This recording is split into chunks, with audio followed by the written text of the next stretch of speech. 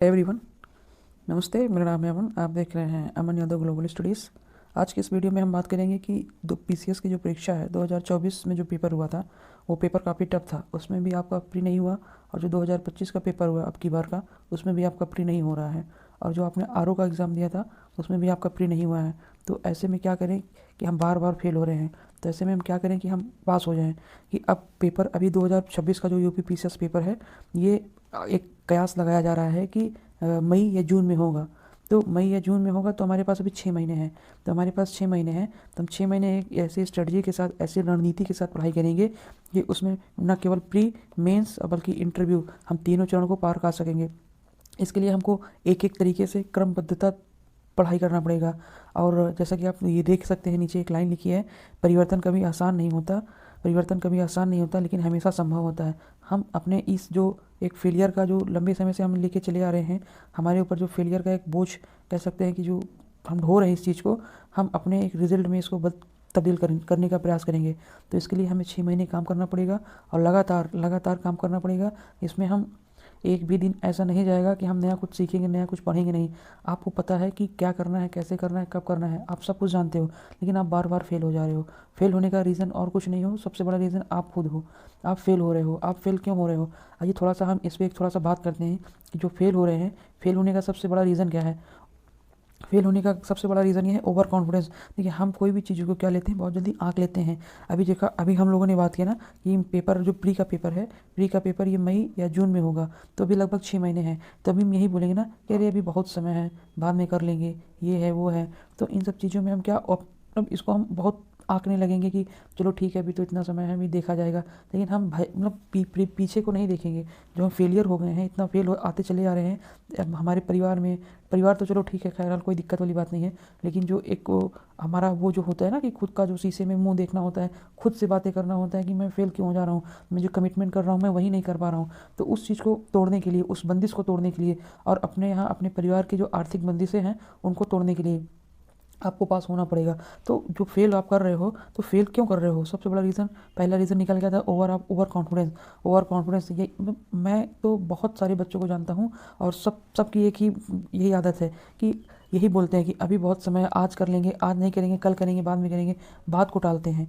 तो इन सब चीज़ों को, इन सब के कारण ही फेल हो रहे हैं। और दूसरा रीज़न क्या है, अनलिमिटेड सोर्स। हमारे पास अनलिमिटेड सोर्स हैं, किताबें बहुत सारी हैं पढ़ने के लिए। किताबें ऐसी हैं जो गलत किताबें हैं, मतलब गलत कि ऐसे बुक्स हैं जिनका कोई रेलेवेंस है नहीं। हमारे जो एग्ज़ाम है, हमारे एग्ज़ाम से कोई दूर दूर तक रेलेवेंट है नहीं, उससे कोई मिलती जुलती नहीं है, मतलब वो उसके लिए बेनिफिट भी नहीं है। लेकिन हम उसको लेकर के पढ़ते हैं। कोई पीडीएफ मिल गया, इधर से काम कर रहे हैं, कोई उधर से मिल गया, कोई वो ये बता दिया, कोई ये बता दिया। तो हम इस तरीके से करते हैं। सोर्स इतना ज़्यादा लिमिटेड हो गया है। ये सोर्स है, आजकल टेलीग्राम है, टेलीग्राम में भरमार है हर चीज़ों का। तो उससे क्या होता है कि बहुत बड़ा एक कन्फ्यूज़न की स्थिति क्रिएट हो जाती है। हम ये करें, वो करें, ये करें, ये वो करें, इन सब चक्करों में हमारी आधी अधूरी तैयारी हो जाती है। और जो बुनियादी ज्ञान आता है एग्ज़ाम में, जो बेसिक चीज़ें आती हैं, हम बेसिक चीज़ों पे भी कमांड नहीं कर पाते हैं। तो हमारी बेसिक चीज़ें भी छूट जाती हैं। तो अनलिमिटेड सोर्स है मेरे पास, अनलिमिटेड सोर्स से ही दिक्कत ये होती है। और तीसरी सबसे बड़ी गलती क्या है, तीसरी सबसे बड़ी गलती क्या है, नियमित अभ्यास ना करना। हम अभ्यास करने से डरते हैं, अभ्यास करने से डरते हैं, अभ्यास नहीं करते हैं। तो अभ्यास ना करने के कारण ही जो हमारी छोटी छोटी गलतियां हैं, जो हमारी सिली मिस्टेक्स हैं, इसको हम ठीक नहीं कर पाते हैं। इसको ठीक नहीं कर पाते तो ये हमारी जो रिजल्ट होता है, ये रिजल्ट पॉजिटिव की जगह निगेटिव में बदल जाता है। जब रिजल्ट हमारा निगेटिव में चला जाएगा तो हमारे आत्मविश्वास में कमी आ जाएगी। तो एग्ज़ाम से डर लगने लगेगा, टेस्ट से डर लगेगा। एक दो टेस्ट देंगे, मार्क्स अच्छा नहीं आएगा तो हम क्या करेंगे, हम टेस्ट ही नहीं देंगे। टेस्ट नहीं देंगे फिर क्या होगा, डर होगा, तनाव होगा, चिंता होगा, ये सारी चीज़ें होती हैं। अगर वही हम टेस्ट देंगे तो अच्छा हो जाएगा, सब्जेक्ट पूरा जो होता है रिकॉल हो जाता है। अगर हम टेस्ट नहीं देते हैं, अभ्यास नहीं करते हैं, तो हमारा जो सब्जेक्ट है, धीरे धीरे सब्जेक्ट को भूल जाएंगे, रिवाइज नहीं करेंगे।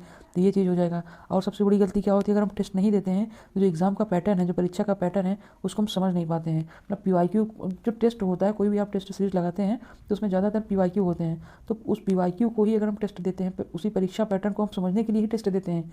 तो हम टेस्ट नहीं देंगे, अभ्यास नहीं करेंगे तो हम समझ नहीं पाएंगे। और चौथी सबसे बड़ी गलती क्या आती है, एकाग्रता की कमी। सही बात पूछा जाए तो सबसे बड़ा जो रीज़न है, एकाग्रता की ही कमी है।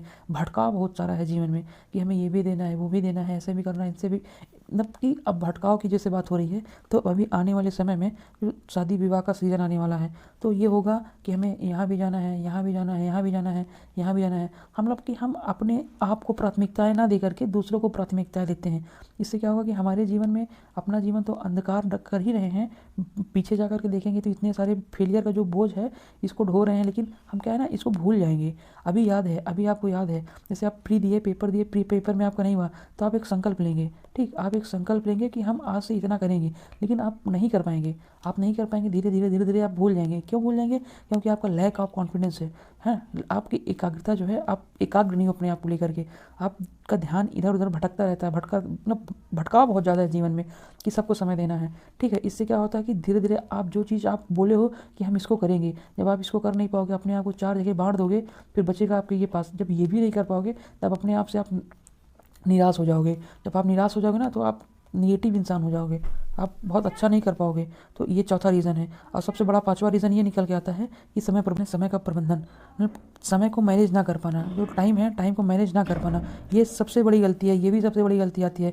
इसको इस नज़रिए से देखते हैं कि देखिए, अभी हम ये बात करते हैं सबके पास 24 घंटे समय है, हमारे पास भी है, जो सक्सेसफुल हो गए उनके पास भी है, जो फेलियर है उनके पास भी उतने कहीं 24 घंटे उनको भी मिलता है। लेकिन सबसे बड़ी क्या बात है कि हम अपने समय को किस तरीके से मैनेज करें कि उसमें यूटिलिटी निकले, जो समय को यूटिलाइज़ कर जाए अच्छे तरीके से। एक भी मिनट, जैसे देखिए, एक कहते हैं ना कि अगर आपका पैसा खर्च करना है तो आप बहुत सोच समझ के खर्च करोगे, लेकिन अगर आपको अपना समय कहीं खर्च करना हो तो आप बिना सोचे समझे खर्च कर देते हो। तो यही सबसे बड़ी दिक्कत है कि अपने समय को अब कम से कम अब 6 महीने के लिए अपने समय को अपने पैसे की तरह सोच के खर्च करना। अगर आप इस तरीके से नहीं कर पाओगे, तो जो अभी 2026 का आप टारगेट लेके चल रहे हो, इससे भी आप हाथ धो बैठोगे, क्योंकि अभी तक आपने वही किया जो सारा चीज़ें करते चले आए हो। अगर अभी उसी डर्रे पे काम किए, तो फिर मान के चलिए कि आपका अभी भी सिलेक्शन नहीं होने वाला है। तो आप समय को बहुत अच्छी तरीके से मैनेज करना आना चाहिए आपके पास प्लान है, प्लान आपके पास है, तो आप प्लान को अच्छे से करोगे, आप अच्छे से प्लान को मैनेज करोगे। मैनेज करना एक मंथली, साप्ताहिक, दैनिक, आपको डेली रूटीन आप लक्ष्य बनाओगे, टारगेट बनाओगे। और अगर आप फेल हो रहे हो, तो ये रीज़न है कि आप समय को मैनेज नहीं कर पा रहे हो, आपका कोई प्लान नहीं है, ना आप डेली, ना आप वीकली, ना आप मंथली, कोई आपका लक्ष्य नहीं है। आप, कोई बोल दे रहा है चलो मेरे साथ, तो आप उसके साथ चल दे रहे हो, कोई कह रहा है ये करवा लो तो वो करवा रहे हो। आप अपने ऊपर अपनी प्राथमिकता, अपनी पढ़ाई को ना दे करके दूसरों को महत्व दे रहे हो, दूसरों को तवज्जो दे रहे हो। कल के दिन जब आपका रिजल्ट नहीं होगा, तो वही सारे लोग आपको कोसेंगे। अल्टीमेट आपको हाथ कुछ नहीं लगने वाला है। अगर आपका रिजल्ट होगा, तो कम से कम आपको हर चारों तरफ से अपने आप को लॉक करना पड़ेगा, एकाग्रता लानी ही पड़ेगी, मैनेजमेंट करना ही पड़ेगा समय का। अगर आप ये सारी चीज़ें नहीं कर पाते हैं, तब आप हर बार इसी तरह फेल होते रहेंगे, फिर आपको कोई नहीं पहुंचा पाएगा। ये जो आप देख रहे हैं, ये चरण, ये प्री का चरण, ये मेंस का चरण, ये इंटरव्यू का चरण, ये इतनी आसानी से नहीं मिलने वाला है। कम से कम आप ये 6 महीने की बात कर रहे हैं ना, ये 6 महीना इतना आपको कंसिस्टेंस होकर काम करना पड़ेगा, डेली काम करना पड़ेगा। एक जो डिसिप्लिन होता है, इस डिसिप्लिन मोड में आना पड़ेगा आपको। अगर जब तक आप डिसिप्लिन मोड में नहीं आएंगे, तब तक सारी चीज़ें, आप जैसे ये देख रहे हो ना कि आप यहाँ फेल हो रहे हो, यहाँ भी फेल हो रहे हो, तो कोई मतलब नहीं है। जब तक आप परिवर्तन के लिए नहीं आओगे, नहीं खड़े होगे, आप अपने आप को नहीं बदलोगे, अपना दिन नहीं बदलोगे, तो कोई रॉकेट साइंस, कोई कुछ जादू, कोई कुछ नहीं होने वाला है। जैसे ये सारा फेल हुआ है, वैसे ये भी फेल हो जाएगा।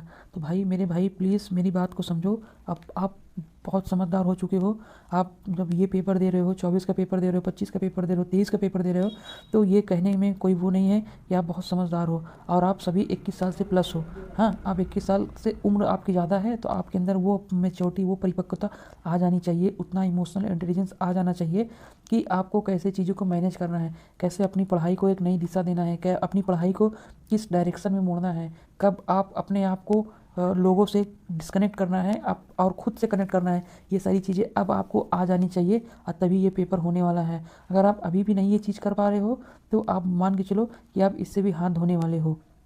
ये चीज़ आप तय है। अगर आप ये मान के चलते हो कि हम इस पे काम करने के लिए तैयार हैं, तो हम अभी क्या है, हम सब मिल के साथ में काम करेंगे।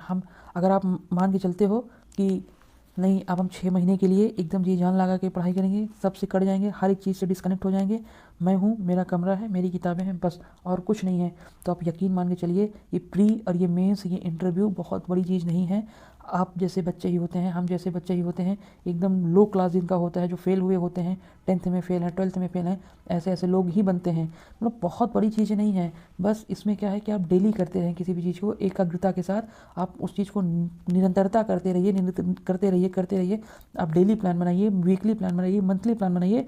आप डेली अगर जीतते हैं तो आप वीकली जीतेंगे, अगर आप वीकली जीतते हैं तो आप मंथली जीतेंगे, अगर आप मंथली जीतते हैं तो आप ईयरली जीतते हैं, अगर आप ईयरली जीत गए तब आपको ये चीज़ क्लियर करने से कोई नहीं रोक पाएगा।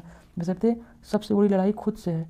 भगवान भी कहते हैं ना कि लोग कहते हैं कि हम भगवान के भरोसे बैठे हैं, तो भगवान भी यही कहता है कि आप भगवान के भरोसे मत बैठो, हो सकता है भगवान तुम्हारे ही भरोसे बैठा हो। तो आप अपनी दिशा को नई गति दो, नई एनर्जी के साथ आओ, अपनी पढ़ाई को एक नया मोड़ दो, एक नया आयाम दो। तभी इस जो गेट दिख रहा है ना आपको, ये गेट लोक सेवा आयोग का, तभी आप इस गेट से एंट्री कर पाओगे इंटरव्यू के लिए। अगर आप नहीं कर पाएंगे इस चीज़ को तो फिर मुश्किल है मेरे भाई, फिर कोई दिक्कत वाली बात नहीं है। और हाँ, सबसे बड़ी एक चीज़ क्या है कि आप जो बार बार फेल कर रहे हो, तो आप पहले एक बार डिसाइड कर लो कि आपको कौन सा एग्ज़ाम देना है। आप पेट का भी एग्ज़ाम देते हो, आप इधर का भी देखते हो, बिहार का कोई टीचिंग का एग्ज़ाम आ जाता है वो भी देखते हो। मतलब आपका जो कॉन्फिडेंस है, आपका जो मतलब समय है, मतलब आप बांट रखे हो, इसको भी देना है, इसको भी देना है, इसको भी देना है, इसको मतलब हर एक चीज़ अपने आप को मतलब डिसाइड नहीं कर पा रहे हो कि क्या करना है क्या नहीं करना है। मेरे भाई, अभी हमने बात किया कि जो आपकी एज है 21 प्लस है, 21 साल, 22 साल, 23 साल के आप हो, तो कम से कम आपको ये इतना पता होना चाहिए कि आप कौन सा एग्ज़ाम दे रहे हो। और हाँ, सबसे बड़ी बात आपको ये पता होना चाहिए कि जो ये आप दे रहे हो UPPCL, कि आपका ही सपना है कि किसी और का है। अगर कोई आपके ऊपर ये थोप रहा है तो आप ये समझ के चलो कि ये जो फेल लिखा है, 2026 पे भी फेल लिख उठेगा, फेलियर का टैग लग जाएगा।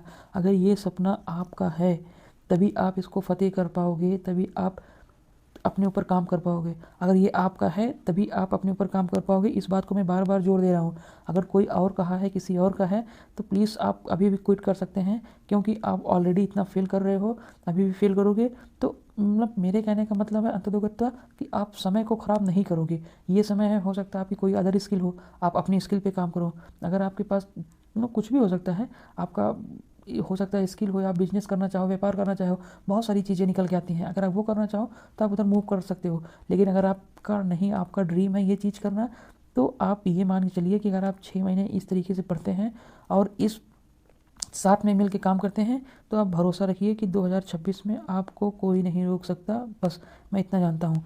पहली चीज़, कुछ प्राथमिकताएं हैं, आपको वो सेट करनी पड़ेंगी, बिना उसके सेट किए काम नहीं बनने वाला है।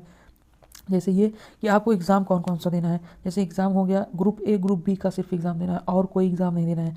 ग्रुप ए UPPCS BPSC का एग्ज़ाम देना है, RO का एग्ज़ाम देना है। RO अब की बार हाई कोर्ट से वैकेंसी आने वाली है, काफ़ी ज़्यादा आने वाली है।